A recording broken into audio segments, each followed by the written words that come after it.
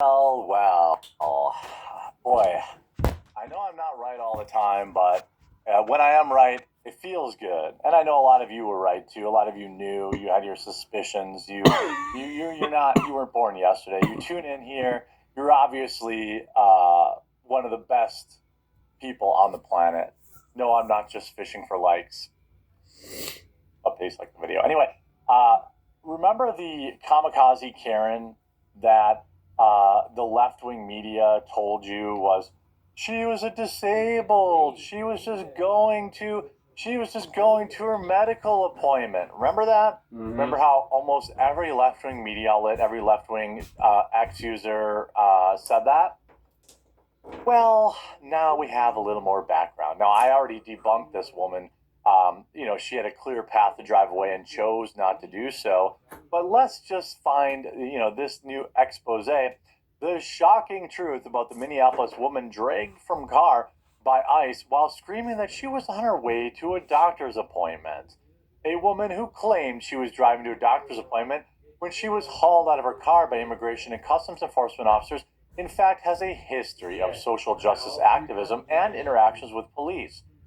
Aliyah Rahman, deporter, 42, was allegedly blocking ICE vehicles working to capture illegals in Minneapolis on Tuesday when officers pulled her from her black Ford Fusion as she desperately clung to her driver's side door. She cried out that I'm disabled.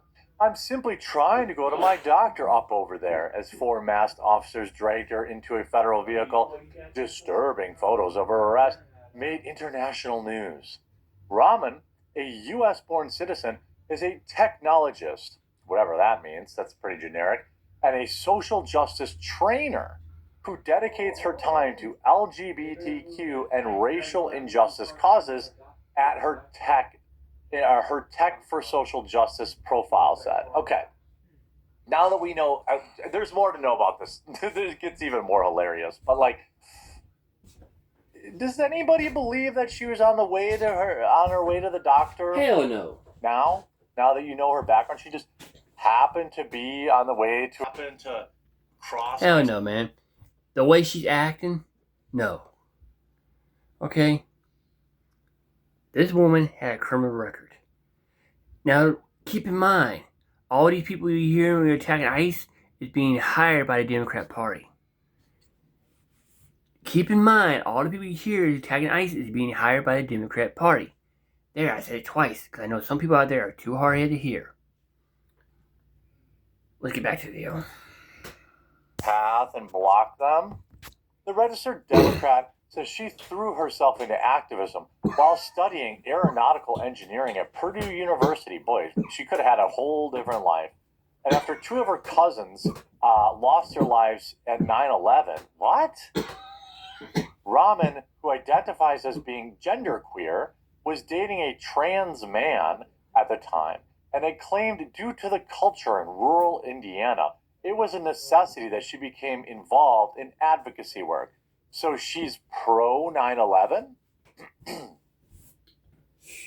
It seems like so after 5,000 Americans perished in the worst attack ever, that made you decide to be an activist, but now you're a left-wing activist. I'm going to guess that you were probably pro 9/11. I don't know. It's just my guess. I can't say that for sure. She is currently based in Minnesota and works as a software engineering manager in a remote capacity for a real estate company in New Jersey. Gee, I wonder what their name is. I wonder if they know what their employees up to. The ICE incident is not her first run-in with the law. Rahman previously pled guilty to criminal trespassing charges in Ohio and was hit with multiple traffic violations according to court records obtained. Well, those could just be speeding tickets or whatever. We don't know that it's related to this kind of stuff. She's had several run-ins with police while in a vehicle, according to records obtained by the Daily Mail. Her first traffic offense was in 2009 when she was charged with driving without insurance in Illinois. Okay, that's unrelated. It's unclear how the allegation was resolved and if Rahman was convicted or acquitted. She was charged with driving under the influence in 2010, which she pled guilty to. She was also found guilty of following too close, stopping improperly at a stop sign, criminal trespassing, and disorderly conduct. That's probably a nice thing. Rahman was taken into custody again on Tuesday for attacking ICE officers. DHS did not name her in its statement, but when specifically asked about charges against her, a spokesperson said, as officers carried out their law enforcement duties, a significant crowd surrounded them and then began impeding law enforcement operations, a federal crime. One agitator ignored multiple commands by an officer to move her vehicle away from the scene. She was arrested for obstruction. Another agitator attacked an officer by jumping on his back. 6 of the agitators were taken into custody for attacking law enforcement. The spokesperson also applauded ICE's efforts in Minneapolis. Again, ICE was doing all of this stuff under Joe Biden and Obama, and nobody cared. A person claiming to be Rahman's friend also confirmed her identity to NPR News, claiming she had been released from custody by 6 p.m. on Tuesday.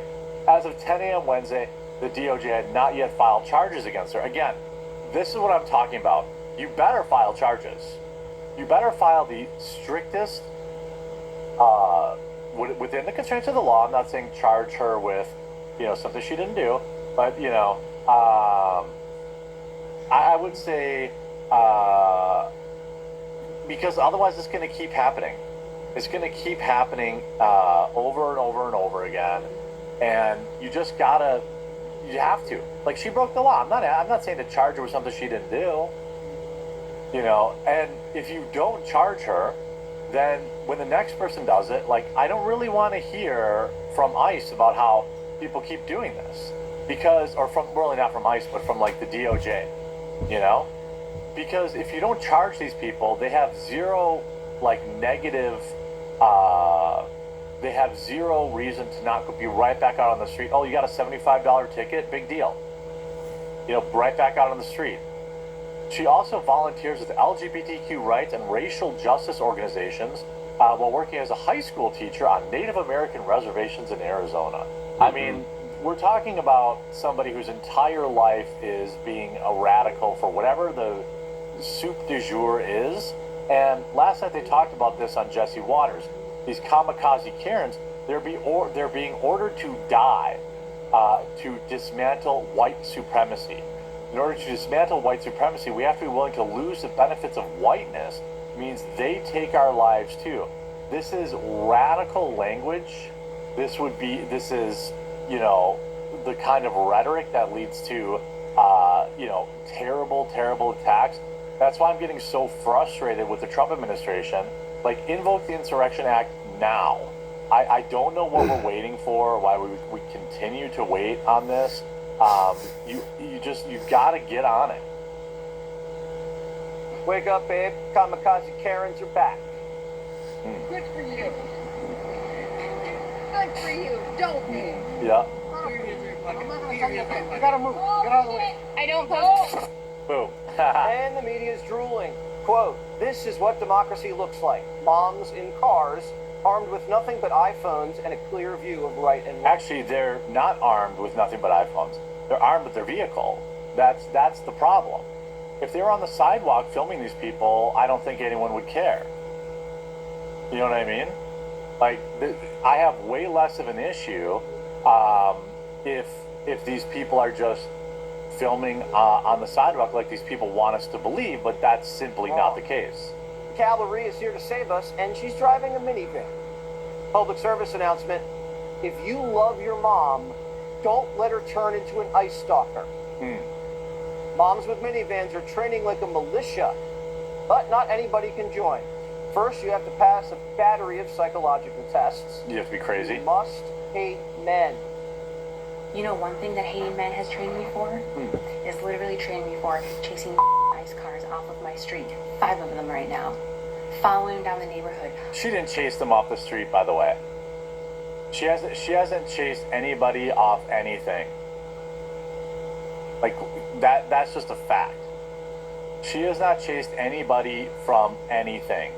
She's making a TikTok video while her husband's at work or whatever, or while her girlfriend's taking her cat to the salon. She's accomplished nothing. Honking, blowing whistles, telling them Oh, she's got the septum piercing too, so you know. all that rage that I have felt towards men is coming out. I have been trained for this moment. Phase 2 gets a bit more physical. It's time to shred. not the weight. We love women in all shapes and sizes. I don't. You need to shed your whiteness. Oh. In order to dismantle white supremacy, we have to be willing to lose the benefits of whiteness. What? Means they kill us too. That I love how all these women who are making these TikToks telling other, this is the thing. You will not find this woman who has the biggest alien head I've ever seen in my life. You won't find her in the streets. What these women do is they radicalize other dumber women. These women are only interested in clicks and social media clout. The women who consume this content, they are the ones interested in, listening to these idiots. that's what that means. And it's time for some radical acceptance about that, guys. That's what it's going to take to dismantle white supremacy, is losing the benefits of the system. So we can't be so shocked as white people continue to die. White women need to die to dismantle white supremacy? That's one way to do it. Step 3, body and mind. Oh, okay. Push your body to the breaking point and let your body be a barrier. There's times where I'm scared, but I'll still approach a vehicle. Like, it doesn't stop me or any of us from showing up, and actually not only showing up, but putting ourselves in a position of just like almost like a barrier. These women are all LARPing. That's the thing. They're LARPing. They think that they're not really about that life. You want to know how I know that? It's because every time they get arrested, they cry. They say, "I'm a woman. Look what you're doing to a woman. I'm just a mom." All this, they all say this. It is without fail that every one of them bursts into tears and says, "But I'm just a woman." Between them trying to get. Sounds aggressive, right?